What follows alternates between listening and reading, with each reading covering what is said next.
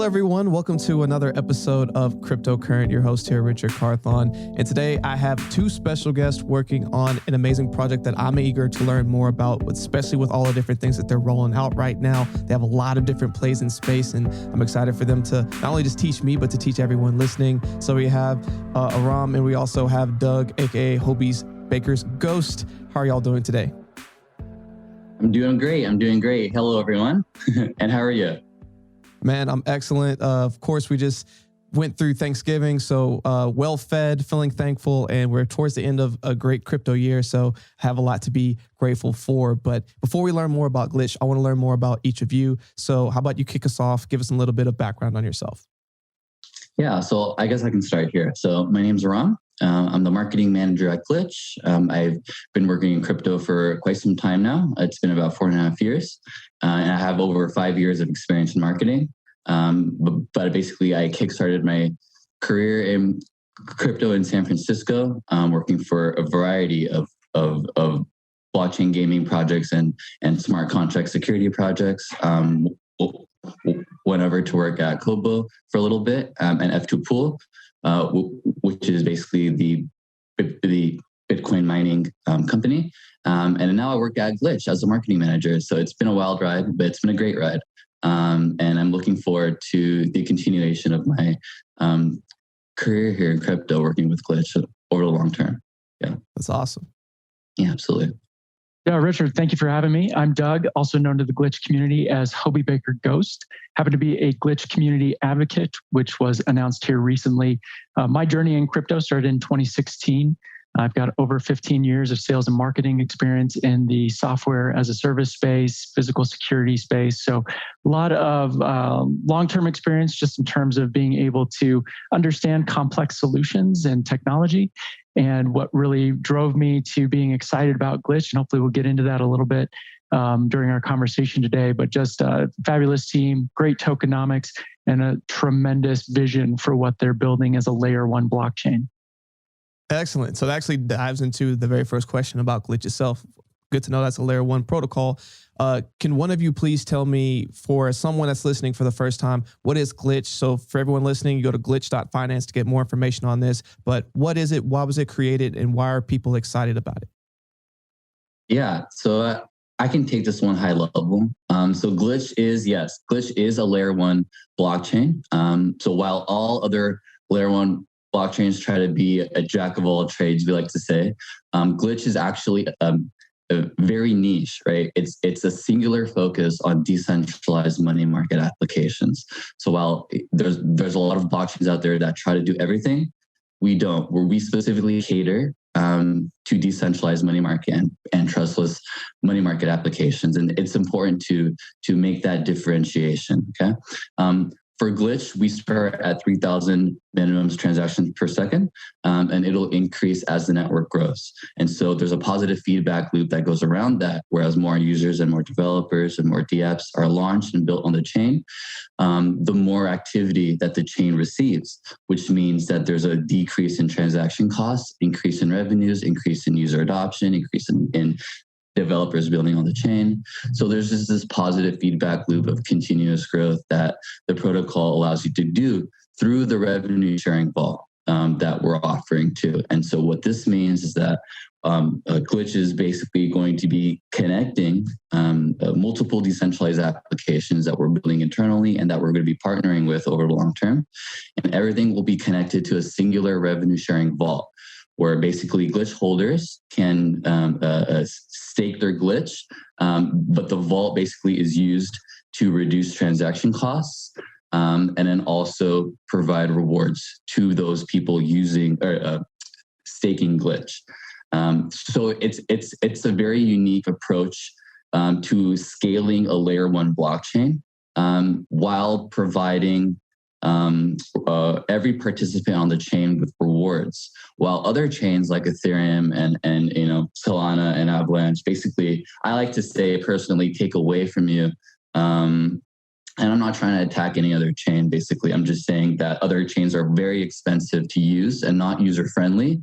And we're building the opposite of that. We're focusing on security, user friendliness, scalability, and we want to make sure that every participant is rewarded on the chain. No, that's amazing. And actually one of the first ones I was going to bring up, just because I personally am a big ETH fan, but my biggest concern and why I'm looking elsewhere is just gas fees are insane. It is ungodly the amount of money I've had to spend this year to do basic transactions. Like the way I try to phase it to people right now is like, if you went to a bank right now and you were just trying to literally do a $50 transaction, but they say that's going to cost you $150, you would walk out. But people, unfortunately, are having to do that all the time. And it doesn't make sense. And so it sounds like one of the things that Glitch is able to do with owning the token is being able to stake it. So therefore, you're actually getting paid some of that quote unquote gas fee, but you're actually lowering it as well. So it's like you said, that continuous feedback loop of positive reinforcement for being a participant in the space. Yeah, it's cool. And I wanted to talk about a little bit about being a holder too. So yes, as being a holder, you can eventually you'll be able to use your glitch. You'll be able to stake it for a % return on your investment. But it's very cool that the way that we've been able to align our chain basically through their GEX. So we're also building something called the GEX which is the Glitch Decentralized Exchange, right? And it's important to understand how the GEX plays a role in the ecosystem. So other decentralized exchanges are kind of separate from their chain, while their chain verifies transactions and their GEX is basically makes the token swaps on you, right? But the way it's at Glitch, we're integrating the GEX with the chain.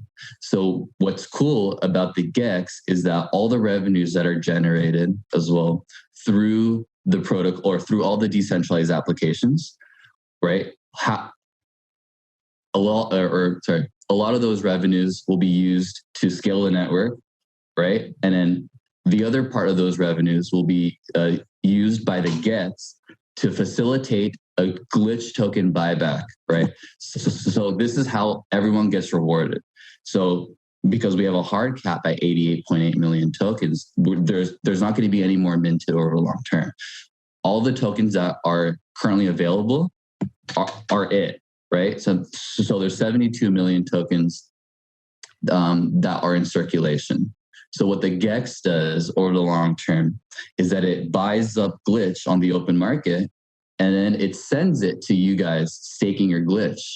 And so this is a way that we've been able to utilize the GEX to scale the network without needing to mint additional tokens. And so this is like so over the long term, the glitch tokens will be recycled. So this is important to know as an investor,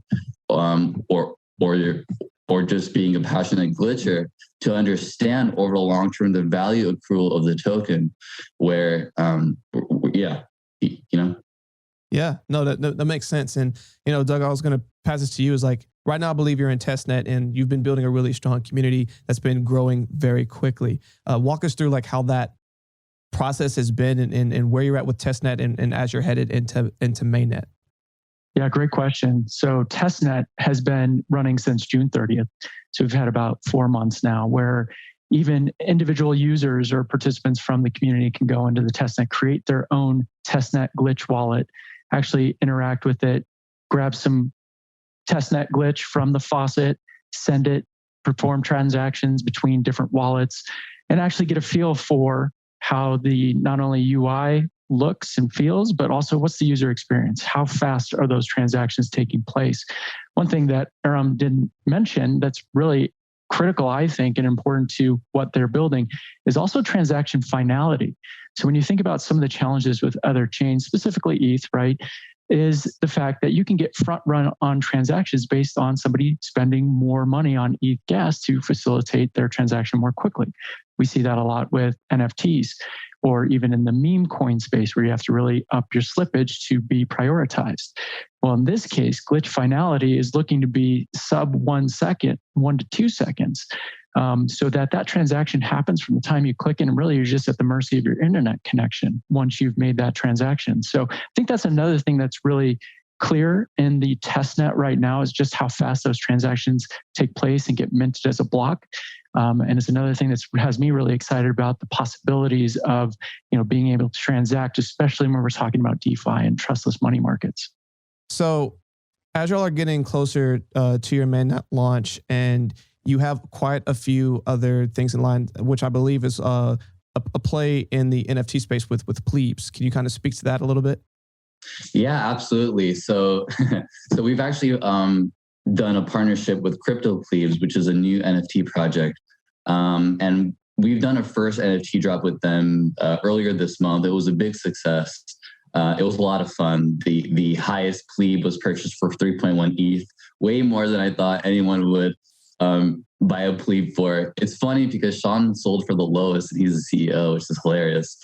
But basically, there is going to be some exciting news between Glitch and Crypto Plebes for basically at some point in December. We're thinking mid-December, but it's an exciting opportunity where anyone holding a Glitch specific plebe or a crypto plebe will be able to enter a Glitch plebe clubhouse in the sandbox game metaverse, where and it's really cool, where you'll be able to complete in-game tasks as quests and earn rewards and free NFTs by completing those in-game tasks. And there's going to be a lot more information to come with the official announcement. We'll do another Crypto Plebes NFT drop on that part as well.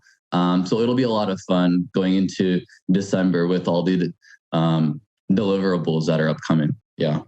No doubt. Well, that's exciting. I know I'm going to try to go check that out just because it just sounds like a really unique opportunity, especially with everything that's going on in the metaverse with Sandbox and everything else. It sounds super cool. I just don't know any other layer one blockchain. I don't know anyone like any other layer ones that are doing this. I mean, unless you do, but I don't. I don't. No, I mean, it's a really interesting concept because usually you have to get to your layer 2 before you can really start to get into these types of opportunities. So this is the first of I've heard of this at this point. So that is a unique differentiator that Glitch has right now. And on that, one of the larger plays in this space right now has been DeFi and understanding how that's going to integrate into things like the metaverse, NFTs, et cetera. What are some of the things that Glitch has in mind to try to address the next phase as we grow into what DeFi will look like in the future? Well, the thing about our chain is that you're right. And there's a comment that you said earlier where there's a lot of layer ones that need layer 2 solutions in order to facilitate these types of things in the future. But for Glitch, there's a lot through our unique revenue sharing vault and through our unique scaling solutions that we're able to do directly on the layer 1 blockchain. We don't need layer 2 solutions in order to do these types of activities in the future on the chain. So this is one that's done through Ethereum. It's not a Glitch specific chain just because we don't have mainnet launch out yet. But when we do have mainnet launched, then these NFT drops on the actual Glitch NFT marketplace and the Glitch platform will be a lot smoother. It'll be a lot cheaper than doing it on OpenSea or any other, those things. So in the future, there will be a lot of more NFT related things that we'll be able to do for our users at some point. But for right now, all the NFT stuff that's being done is just for fun on Ethereum for a lot of additional perks and stuff as we gear up for mainnet launch. Awesome. And Doug, so for people that are listening to this right now, they're like, oh my gosh, this layer 1 protocol Glitch sounds awesome. I want to learn more about it. I want to be ready once this mainnet launches and can start earning some of the staking rewards you have. What are some ways that people can either connect or become more involved with y'all's community? Yeah, great question. So the first thing to do is follow @Glitch Protocol on Twitter. It's got a great, a lot of new content coming out from Aram and the team. That's where we get a lot of updates in terms of announcements and things like that. And with so many announcements geared up for the end of this year, probably good to be following them. You can also come to the Glitch Telegram as well. There's a link to that at the @Glitch Protocol site on Twitter. So you can get into the Telegram. We have both a main chat as well as a trading channel that's community run as well. So those are probably the best places to start. And then the other area, as you get a little bit deeper into it, I happen to run what is a community run Glitch Talk channel on YouTube. You can search Glitch Talk. You'll see me on there, But my goal in that, and then this goes back to kind of why I was so excited about Glitch in the first place, is it goes through not just what Glitch is building and some very specific deep dives on the technology, but also goes into every single one of the partnerships that they've engaged with has meaning, has additional utility for the Glitch token itself, which is something that a lot of projects fail to do. They want big names and they want to just wave the flag. Hey, we partnered with XYZ company that's in the top 50. Well, if there's not bringing utility or meaningfulness to people to continue to participate in the ecosystem outside of just token price action, well, suddenly your project isn't as valuable as it can be. So that's an area that I dive into quite a bit in Glitch Talk in terms of each one of those partnerships and how does it benefit Glitch token holders specifically. You'd be surprised how much thought and intentionalness has gone into that from the Glitch project team. It's important, man. And that's a valuable piece of insight that people are trying to learn more about. Like you said, there's a lot of projects that are starting to come out right now. 2021's been a big year. I'm sure there's going to be even more into the future. But the biggest challenge that a lot of these companies face is not building a solid community where people care, they're passionate, they want to see the things thrive, and they're here for the long one, right? Everyone tries to get the quick crypto buck, but ultimately we're trying to build something for the future that's going to last and is going to solve a lot of the current challenges that are being faced. And that takes time to build. So I personally want to go check some of that out because, again, there's always tips and tricks that you can learn to help grow your community. And it's really important, again, to find different ways to get people to interact with one another and help solve challenges, because you could even present a challenge to your own community. They could come up with a creative solution you hadn't thought about yet, and now you're moving even faster. And it's that, like you said, positive feedback loop that is so essential and crucial to making your company as successful as possible. One final question I kind of want to bring up around Glitch is y'all have a lot already in the pipeline. You have a lot of great things you've already launched that you have announced, and I'm sure you have some amazing things planned for in the future. So as we kind of look at 2022 and all the other things that are kind of on the roadmap, do you have anything else that's coming up on the roadmap that you think people should be excited about?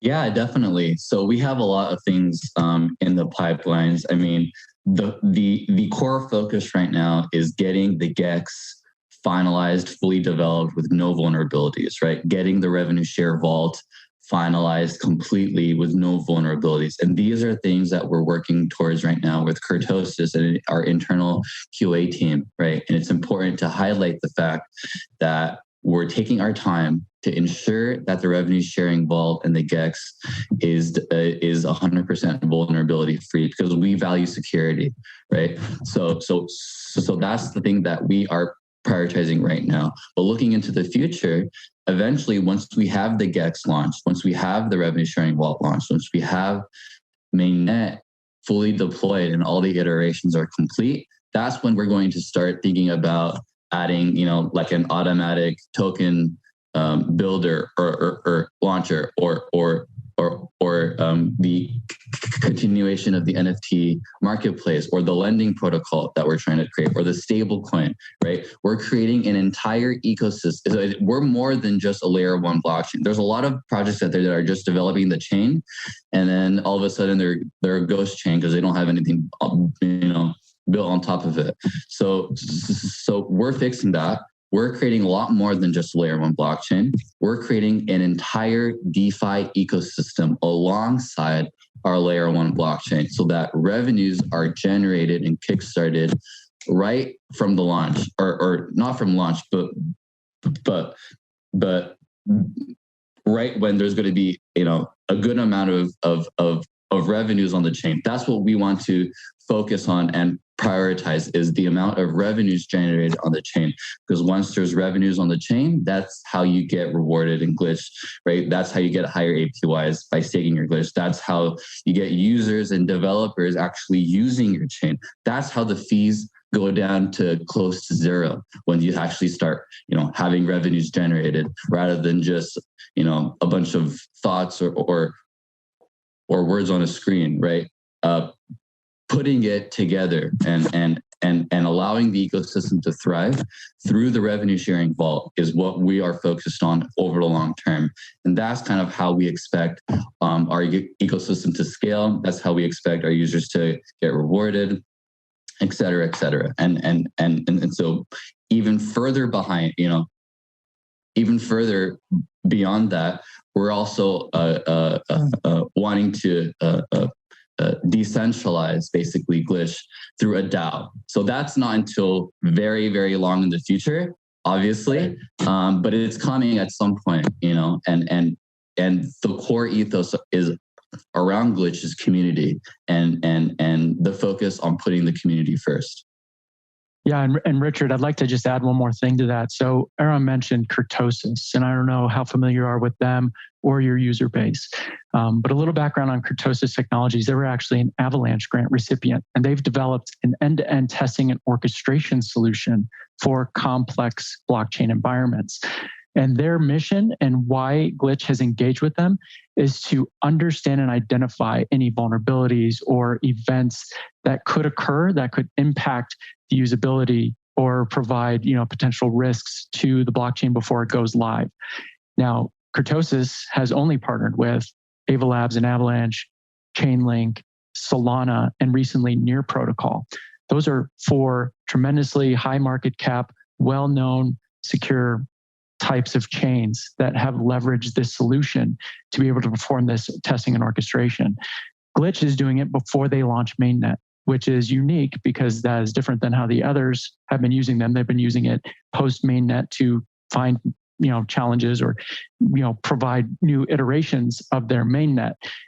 Where we're at today with Glitch is they're doing this all pre-mainnet launch so that you as a user know that, one, they can meet the scaling and speeds that they've put out there. But more importantly, you can know that your funds are safe, that your transactions are secure, and that you can move your Glitch tokens to the GRC20 standard with the Glitch wallet when mainnet arrives so that you can stake with peace of mind. So those are things that make me incredibly excited. One of the things that they announced back in June that I don't think really set the stage for what was coming here as mainnet continued to get, developed and prepared for launch. So I don't know if you've had that experience, but I wanted to go into depth there because I think Kurtosis is just such a tremendously strategic partnership that not many projects have leveraged. And I think it sets Glitch apart from anyone else building right now a layer 1 blockchain.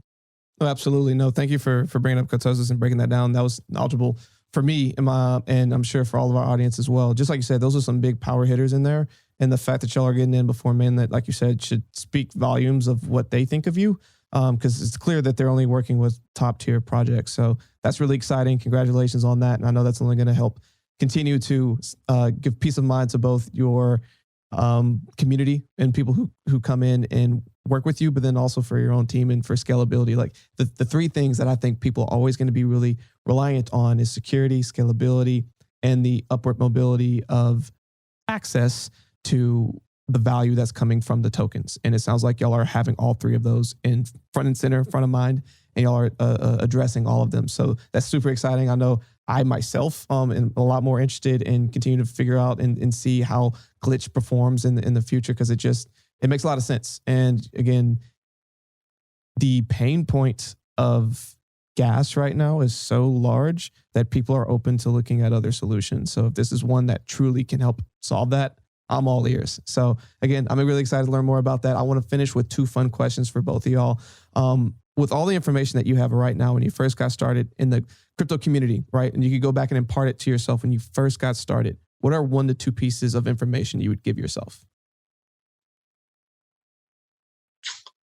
Ooh, Doug, why don't you go first? I'm still thinking about this. I'm happy to go first because it comes to mind right away. And really one of the reasons I started Glitch Talk is how do you actually research projects? How do you find those hidden gems before anybody else has?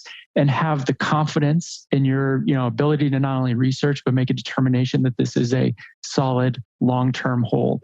So if I could go back 5 years and understand that a little bit better and be able to weed through just what sounded good on paper versus what was really building an ecosystem I could buy into and see long-term opportunity, that's what I found in Glitch, being able to research through all these projects and identify who did I think I could align myself with, and not only see success, but then be a true participant in that ecosystem long term. So that goes into, you kind of see the thought process through Glitch Talk and kind of building out, the way tokenomics are important, partnerships are important, but how's the team actually facilitating those? How do they contribute to holders wanting to actually participate in other dApps built on that layer one? And more importantly, then how do I secure those assets? How do I have confidence in all of that from a security perspective? So researching through and understanding those elements, I would love to go back in time and be able to understand that. And so, Richard, you having a show like this to be able to have others understand that, look at that. I mean, you're helping a lot of newcomers to the space who will continuously be coming here with all the great innovations and new opportunities to invest and earn and play. You're on the forefront of that. And so love to have been able to go back and do a better job of that in the past. Man, that's awesome. Thank you so much for that. And I just want to reemphasize how important it is for people to DYOR, do your own research, and to know what to look for. And go back and listen to what Doug just said a few times. He just gave you a blueprint. He just gave you a few things to go and look at before you really start to get involved into a project to understand, here's how you look at and find a foundation of like, could this be worth an investment and be here for the long run? So again, listen to that a couple times, and then you'll know if it makes sense to continue to move forward with another project. But what about yourself? What do you think, Amir, what is something that you would tell yourself? Yeah, a long time ago, I was just like most out there, where you just kind of just focus on the price action and just think it's all up only or something, but that's not necessarily be the case. For me, what I would go back 5 years ago is basically think about, instead of just focusing on the price, I would focus on how it will get to that point, right? What is a team building to get to the place where I want to see as an investor, right? Not as a builder, not as a member of the team, not as a community member, right? But just as an individual person, as an investor. If I put my money into a project, and right, I want to see the value of it go up. But instead of focusing on the daily price action swings of each candle going up and down on a daily basis, I would tell myself, look at the bigger picture. How will the ecosystem look 2 years from now, 5 years from now, 6 years from now, right? It doesn't matter what the price action is doing yesterday. It doesn't matter what it does tomorrow, It matters what it's going to be years from now, once the apps are built on the chain, once users are joining the network, once the whole ecosystem is being utilized, when the GEX is and the revenue share is activated, right?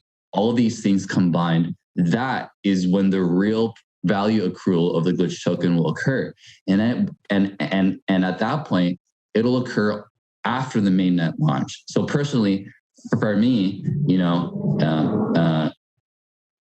it's important to think about PA, over the long term, but at the same time, it's more important to think about how will the price get to that specific point. If you're an investor thinking about that, right? It's not all about the short-term price action. It's about the long-term goals of the team, of the community, and how the price will reflect once those deliverables are met. And I think it's important because a lot of us, or a lot of crypto newbies, are in this space for a quick buck, right? And there's a lot of meme coins out there that can do that for you if you want, but you can get wrecked as well by investing in those meme coins, right? So it's important to really take a step back and take a deep breath for a second and think, do I want to invest in these meme coins? I mean, sure, there's a few of them with really solid communities, but really that's all they've got. They don't really have an underlying layer one blockchain with dApps and a revenue sharing vault and all these different types of things that we're building, right? And that's important to take account or to take into consideration. So as an investor over the long term, getting in now, you'd be very, very early into an ecosystem that basically has a long-term mindset. So it's important where you want to, if you're investing in a meme coin project or if you're investing in something for the long term. So that's something, as an investor, you want to just keep in mind. For sure. And definitely appreciate that piece of feedback as well. Well, I always like to finish with a final thought, and I'll pose it to both of you. But what is a final thought that you want to leave here with all of our listeners today? Well, personally, I just want to say, first of all, I want to give a shout out to our team. I want to give a shout out to our community. But as a thought, basically, just check us out. We're a new layer 1 blockchain. There's a lot that's being built over the long term. We are a very solid team, a team of 27 people. We're going to be growing to 30, 40 people over the next year. We're going to be scaling a lot faster, a lot quicker, now that we have things in the pipelines. And these are exciting times to be part of the Glitch project. There's a lot of things that are coming up, and there's a lot to do as a community member to be involved as well. So not just through an investor. If you're a developer, you can apply for the Glitch grant, right? If you're a community member, you can apply to be a Glitch community advocate. So there's a lot of things that you can do as a community member to be more involved over the long term. Yeah, I think for me, when I think about what I'm most excited about and where things are kind of headed, my closing thought is that you're still early to Glitch. As mainnet is getting ready to be released, they're putting the foundation in place to be able to have an ecosystem that is usable from day one, that is secure through various partnerships, including kurtosis, which we've highlighted. But more importantly, I just see a team that's completely doxed, that is very community forward. It's a project that doesn't have VC tokens still waiting for it to be unlocked. You've got really an opportunity around their mission, which is to give DeFi and trustless money markets back into the hands of retail. So everyone has access, regardless of your ability to invest large sums or small sums, your ability to understand the ecosystem, making it user-friendly enough to be able to come and participate day one and not have the costs that you do on ETH, which if you're only able to invest $100, $200, right, you can now come to Glitch and not be hit by those high fees and, having to worry about being front run or anything like that. So I see really a community, an ecosystem, and tremendous utility for the Glitch token, which is going to be a game changer across all three of those things. When you look at the sum of where most chains are, most are very corporate, most have a lot of significant financial backing from well-known players. And, you have the opportunity to earn money. Absolutely, right? The money's out there. But I think what Glitch is building is something that is unique to the retail environment, to the retail investor. You can see that in G-Pool, their Launchpad partnership. So overall, I'm extremely excited about this project and hope you'll take the time to check it out. Excellent. I think those both were excellent final thoughts. I appreciate both of you being on the show. And as a quick reminder, Doug, what are ways that people can learn more about Glitch and join the community? Absolutely. At Glitch Protocol on Twitter, and then Glitch Protocol Telegram as well are two primary places. We'll see a Discord late December, early January. The team is focused on getting the mainnet release up and running. But those are the two primary areas. Obviously, you can follow myself at Hobie Baker Ghost on Twitter or Aram Glitch as well. We usually are pretty on top of any new information that's available. And you can even scroll through our previous history and see a ton of useful information, from infographics to other videos and things that will help you in doing your own research.